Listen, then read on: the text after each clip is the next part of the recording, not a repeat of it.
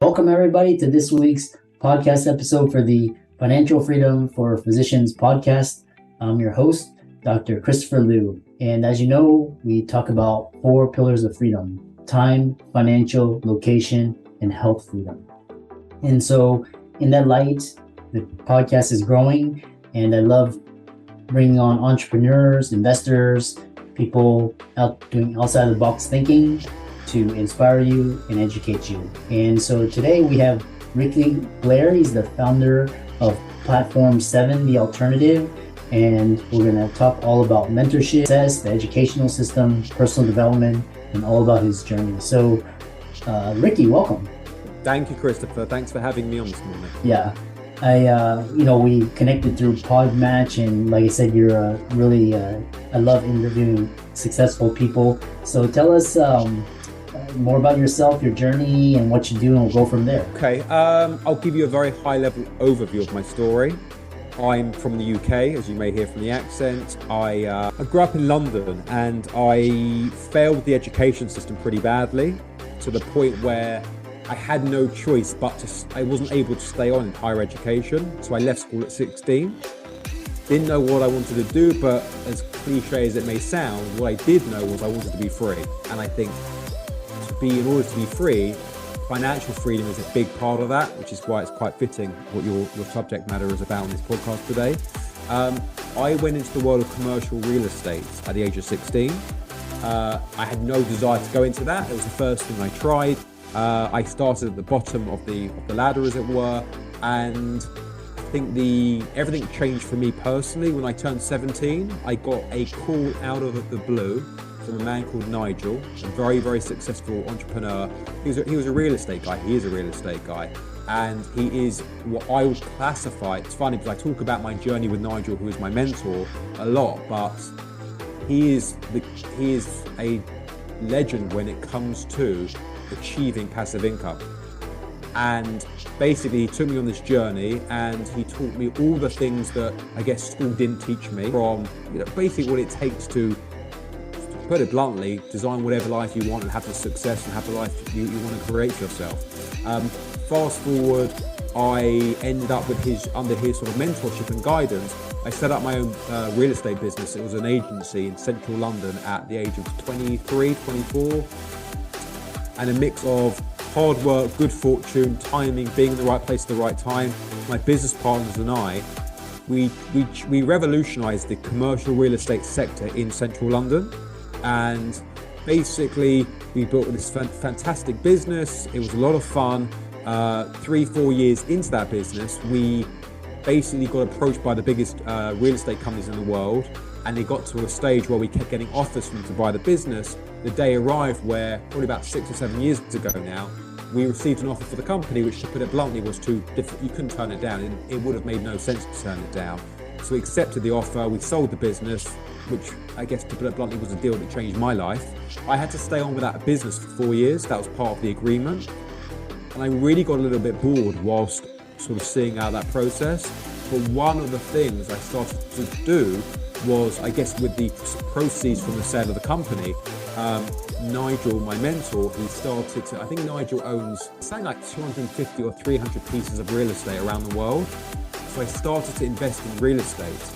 And that was really when I got my first bit of exposure to, I guess, investing, creating passive income. And I guess a sign of real wealth, or a sign of real success, is when you're in a position in life where you do not have to get out of bed and you earn. And that, not that I have no desire to get out of bed, I'm still an ambitious guy that's got some big ambitions and big goals, but that was really the impact Nigel had on me. And now I do have that freedom I always dreamed of as a 16-year-old kid, and I've got the freedom to do what I love and what I'm passionate about, which is really what's taken me on to this next step of my journey, my career, my path. Yeah, it's a very interesting story. The school system is probably built for maybe 10% of the population, and the rest of us either have to grind it out or struggle or do what you did. So it's quite interesting. So we'll just talk about the educational system. It's a very industrial based model, but how was it for you? Like, what did you learn from it? How was it for me? I had fun. I enjoyed playing sports, particularly soccer. or football, where I come from, I really struggled to pass an exam. And I think it actually had quite a detrimental effect on me, because I think it works both ways. This is where education can do a little bit of damage, perhaps. We are told, where it's drilled into us as we grow up, as we will work our way through the education system. We're told that if we succeed in education, we're going to succeed in life. And also, if we fail, we're doomed to fail in life. And in my case, the damage it did was, I guess I lacked the self-belief that I would ever amount to much in the real world. So it really knocked my confidence. And also, I didn't think I was, completely stupid, but the education system suggested I was. But I guess I had a burning desire to prove that system wrong. And when I left at 16, I started to learn, I guess, all the things I was so fascinated by success and how to make money and how to run businesses and how to build wealth and income. So I started to study patterns and study successful people. And even to this day, I know you're asking the questions today, but I love to ask questions. So I'd reach out to virtually any successful person I could get in front of, and I'd ask them question after question. I'd fly all around the world to visit seminars to learn about wealth accumulation, and I'd just read people's stories, etc. And I just started to realize that I was finally in the real world learning the real world things we require in order to succeed. So I guess in answer to your question, the education system was a tough time for me. It left me feeling a little bit demoralized and a bit nervous and fearful. And it was only after leaving did I start to learn what I wish I'd been taught growing up, basically. Let's see here. And then, so what's interesting is what in how the school system sort of beat you down. But what do you wish the school system could, your idealized school system, what can it do to enable students to get better prepared for life? It's a great question. I would say that the day you leave the education system, whether that be at 16, 20, 24, 34, whatever that is, we just don't seem as human beings like we're being prepared and equipped for the big wide world. So I think that, what are the key, the way I look at it is this. I look at life as like a video game, and that video game starts when you leave the education system. If you're playing a video game, or any game in fact, you kind of know the rules, you know how it works, you're given like the manual or the guidebook. I feel that the education system should be doing that for us. So I've been in America now for the last 2 years, and I have studied not just the education system, but a lot of my clients are young entrepreneurs. And I'm looking at what they want to know, what they want to understand, what they want to be equipped with, etc. Like if the research we've done, it's pretty obvious. The number one thing, there's lots of things that they want to learn about, but the top of the list, the top of the tree, that every young entrepreneur, they wish they learned about money. In fact, we've created curriculums, and what's involved in the curriculums, things like being clear on your strengths and weaknesses, working out what it is you want to do in the big wide world, how to be successful, how to be happy, how to make decisions, what it takes to succeed, how high achievers actually get there. Because I think we lose sight of the fact that the people that you and I may look up to, the highest achievers in the world in any genre, whether it be business, entertainment, philanthropy, whatever, they're all just human beings. They all were just regular people that we kind of put on this pedestal because we didn't see them as regular people. So these are the curriculums we've created. As you mentioned, they're an alternative to the traditional college system. But it's amazing in that out of the curriculums we teach, the biggest section by quite some way is the part of the curriculum which is money. Mm-hmm. There's so much to money, and it's a whole topic and section in itself. And it's I'm working with some clients at the moment. They've got a big jewelry company, and there's some exciting plans. I think they're about to go public as a business, and even them, but just going through this money section, it's really been eye-opening. And there's so many aspects. I know you focus on passive income and building wealth, etc., but in my humble opinion, there are 10 steps before that. It's like really understanding the foundations of money before you can get to that piece. And it's just a shame we're not educated in around that topic. Yeah. I feel like society and starting from school and from media, they kind of shroud, and there's like this secrecy around money, and then they cloak it in a veil of guilt and shame, and you can't talk about it. It's taboo. They just sit in your chair, and it's kind of weird. It's almost like the society is like designing people to be poor for that. It's just like, I'm not sure if it's, but that's just how I view modern society. And then what is the best bit of advice that you ever received that contributed to your success from Nigel or other mentors? In life or relating to money? Life and finances and business. I think in life, there's life, there's business, and there's finances. I'll give you one for each. In life, I would say that very simply, we get to choose what we want our life to be. And I know that may sound a little bit woo-woo or a little bit wacky, but it really is that simple. Most high achievers that achieve wonderful things, they actually made a decision that's what they wanted. We can choose whatever we want. With regards to business, the biggest influence Nigel had on me is, in business, all you need to do is find your niche, find something different.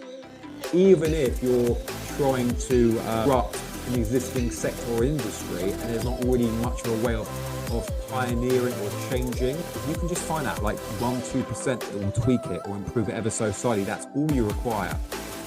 And with regards to money, I mean, there are so many aspects to it. I would say saving is obviously a huge thing.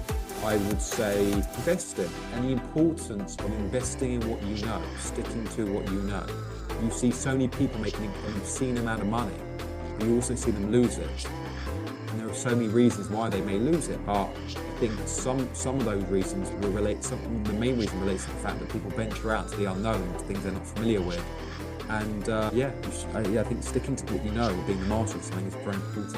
Yeah, these are all very priceless, pieces of wisdom. The other question I had, what was really interesting, is what one quality or trait do you feel gave you a competitive edge toward where you are today? I would say, what gave me a competitive edge? I think for me, if you're going to really rate me personally, because I started in business at 16, I always had a real edge, which was time. One of the reasons why I got out into real estate at such a young age was I knew that my contemporaries, or to put it another way, my competition, weren't going to start the race for another 3, 4, 5, 6 years because they were in that education process. So I was always looking to maximize my time, learn, get ahead, because I knew I had that 4, 5 to 6 year edge.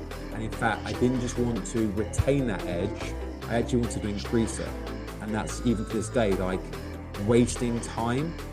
Your time is the most precious commodity we as human beings own. It's, I think it's probably one of the only things in life you can't really buy. Exactly. It's so powerful. Yeah, time is our most precious asset, and then we actually, the school system teaches us to trade our time for money and work for other people, as opposed to creating value, creating jobs, investing money. And so the whole system is really antiquated and backwards, and it's just that's why we see all the problems we have in society today. So the other question, I really enjoy this because we can talk about the educational system, all day long, Chris. That was unjoking. Yeah. And then a lot of people in the audience will resonate with this, and how can people get in touch with you, contact you, visit your website, work with you? How can they do that? So we run the curriculum. So a lot of my entrepreneur clients run a curriculum which is referred to as Lane 2, which is basically how to push on and get to the next level of your life. That is it's a 2-month program. It covers all the topics we're referring to. That, I think, would appeal to the majority of your audience. And you get to work with and meet with and be part of a program and a curriculum with other like-minded, successful entrepreneurs. The truth is, I think the best entry point to working with me is I get asked so many questions all day, every day, from my clients, from people on social media, podcasts, especially around money, how to invest, how to succeed, how to make money, etc.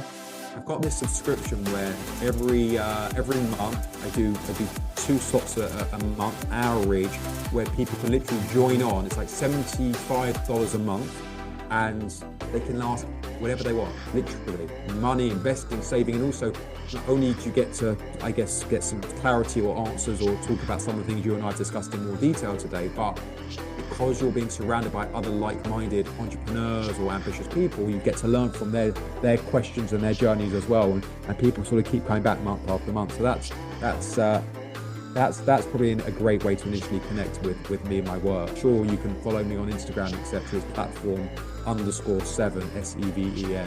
But yeah, there are various different ways. So just send me an email, whatever works for your audience. Yeah, and for all the listeners out there, Ricky's resources will be in the links and show notes. And Ricky, any last minute parting words of advice, wisdom before we call it a day? Yeah, I will give you one last piece, and on the basis this entire segment and this entire show is all about all things money, I would say to you that just don't let money be the focus of your life. Focus on the impact you want to have, focus on what you're creating. I always say it to young entrepreneurs especially, the money will come, the money will take care of itself. If you are focusing on serving your clients or creating something or making an impact on the world or improving something or offering people value, you don't need to worry about the money. That takes care of itself. Well said. And with that, it's been a great conversation. I really love talking to cutting edge people, just people that are really just outside of traditional, the whole matrix. And so we look forward to hearing about your future success. Thank you, Christopher. It's great to meet you. Thank you for having me on.